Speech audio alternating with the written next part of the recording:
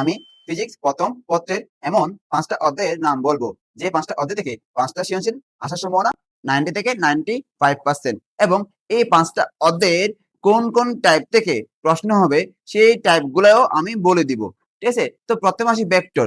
Vector থেকে একটা সৃজনশীল আসবেই। তো ভেক্টরের 3টে টাইপ। প্রথম টাইপ 1 হচ্ছে যে তোমার নদী নৌকা ও বৃষ্টি ছাতা। টাইপ 2 ভেক্টর গুণন, ডট গুণন, ক্রস গুণন, স্কেলার গুণন এবং লব্ধি সংক্রান্ত ম্যাথগুলা। Type 3 vector calculus. ভেক্টরের মধ্যে টাইপ 1 এবং টাইপ 2 সবচেয়ে বেশি গুরুত্বপূর্ণ। এরপর গতিবিদ্যা। গতিবিদ্যা থেকে তোমার প্রাসটা খুবই খুবই গুরুত্বপূর্ণ। প্রাস থেকে প্রশ্ন আসতেই পারে। এরপর নিউটনের বলবিদ্যা। নিউটনের বলবিদ্যার 4টা টাইপ। টাইপ 1 ব্যাংকিং, টাইপ 2 জড়তার ভ্রামক, টাইপ 3 টান বল মানে টান নির্ণয়, টাইপ 4 সংঘর্ষ।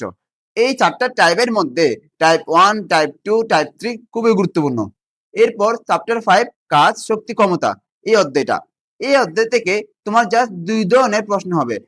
প্রথম টাইপ হচ্ছে যে তোমার কোয়ার ম্যাথ, বুঝতে পারছো? কোয়ার ম্যাথ। টাইপ 2 হচ্ছে যে শক্তির সংরক্ষণশীলতার নীতি, অর্থাৎ সরল দোলকের ক্ষেত্রে কোথায় কোন বিন্দুতে শক্তির সংরক্ষণশীলতার নীতি কাটবে, তারপর কোন একটা বস্তুকে উপরে তুলে দিলে বা উপরে ওঠার সময় কোন বিন্দুতে শক্তির সংরক্ষণশীলতার নীতি কাটবে, এই কনসেপ্ট গুলা। তারপর সর্বশেষ আইডিয়াল গ্যাস মানে চ্যাপ্টার 10 আদর্শ গ্যাস ও গ্যাসের গতিতত্ত্ব। এখান থেকে একটা থেকেও হবে আশা করি।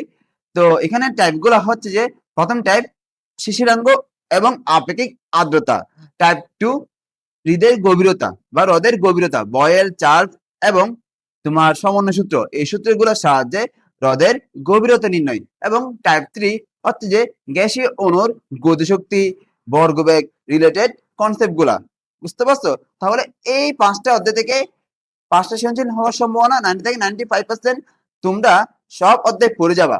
আমি এই শাসনদের দেওয়ার কারণটা হচ্ছে যে যারা এতদিন কিছু পড়ে নাই তারা ন্যূনতম এই 5টা অধ্যায় ভালো করে দেখে যাও।